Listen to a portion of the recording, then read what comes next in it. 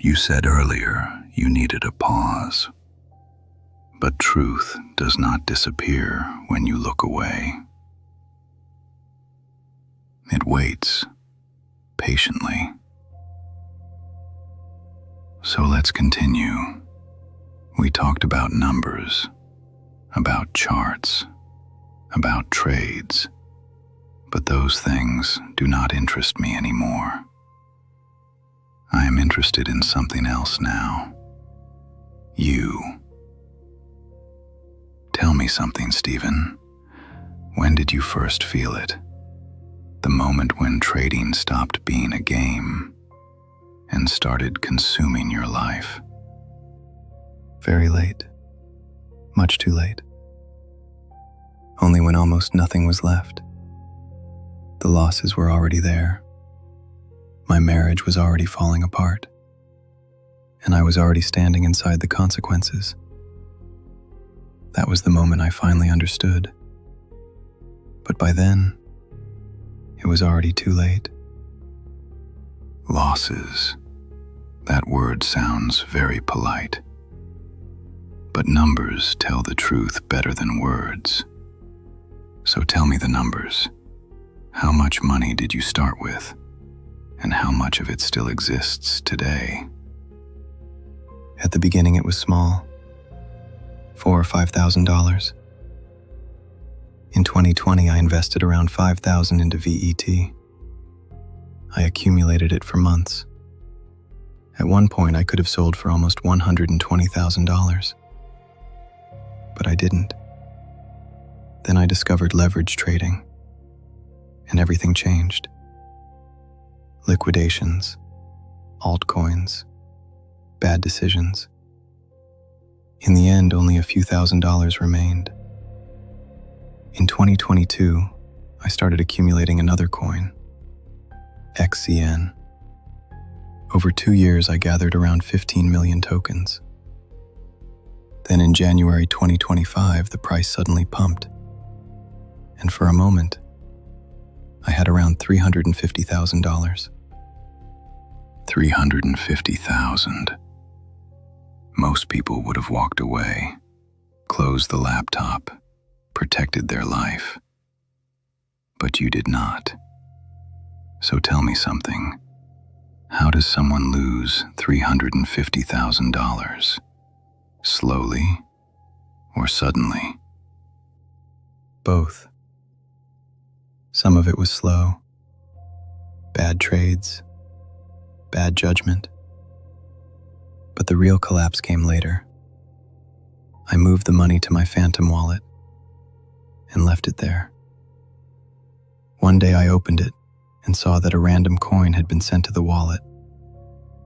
I clicked on it, and everything was gone. All $350,000. Just like that. One click. Interesting. And what did you do after that moment? Did you stop? Did you accept the loss? No. For weeks I hated myself. I drank.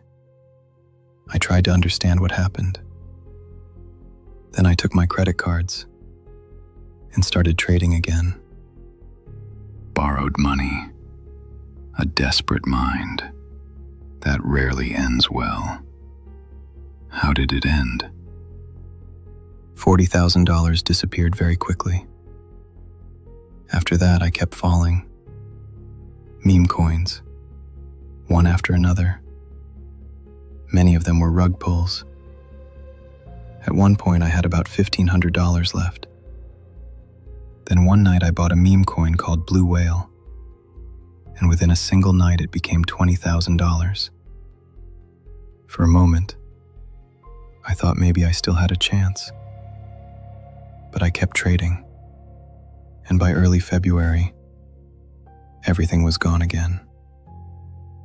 Now I sit here, with debt, over $50,000. Money is only one part of the story. Let us talk about the rest of your life. Your family. Who is still there? My parents are gone. both of them. I have 2 siblings. With one sister, I have not had contact for years. My other sister is mentally disabled. She lives in a care facility. After my mother died, I took care of her for almost a year. Then I found a place where she could live. Apart from that, there is no one. Friends? Not really. Mostly acquaintances. When things got worse, people slowly disappeared. One friend still checks on me every few weeks. That is all. Work. You used to drive a taxi.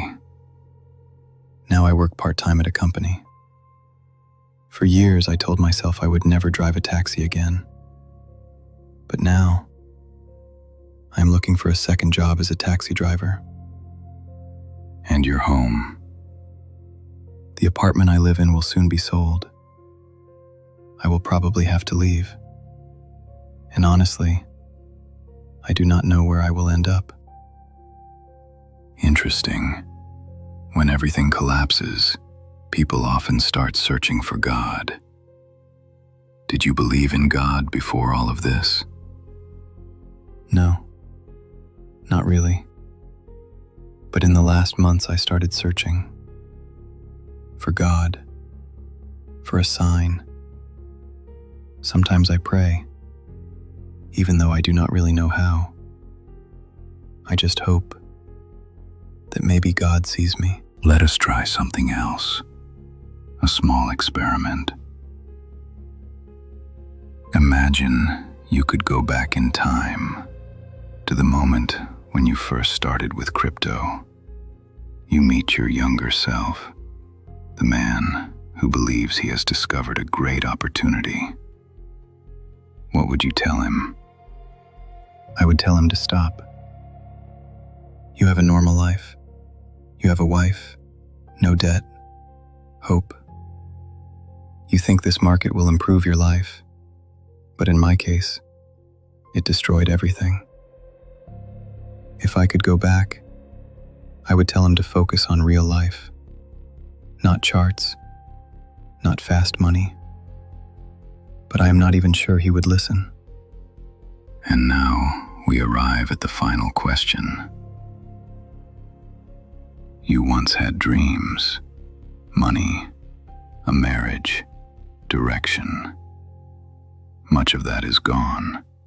So tell me, who are you now? Honestly, I feel like nobody. Like someone who had a life and somehow managed to destroy it. I had a wife, a normal life, hope. And now, I sit here wondering how everything disappeared so easily. Sometimes I think, maybe I deserve this. But I still wake up every day and try to keep going. So this is where you stand now. No fortune, no victory, no explanation left that can undo what happened. Just a man sitting in the quiet aftermath of his own decisions. You chased numbers on a screen, believing you had found a shortcut, a way out of the ordinary life you once had. But shortcuts always demand a price, and the market is a patient teacher. First, it lets you win. It lets you feel clever, special. Then, slowly, it takes everything back. Not only the money, your peace, your sleep, your sense of direction. You thought you were playing a game, but the truth is, the game was playing you. And now you sit here searching for meaning, for God, for something that might still make sense of all this. Perhaps you will find it. Perhaps you will not. But one thing is certain. You can never return to the man you were before. Because now you know something most people spend their whole lives avoiding. Homo fragilis est, Stephen. Man is fragile, more fragile than he ever wants to admit.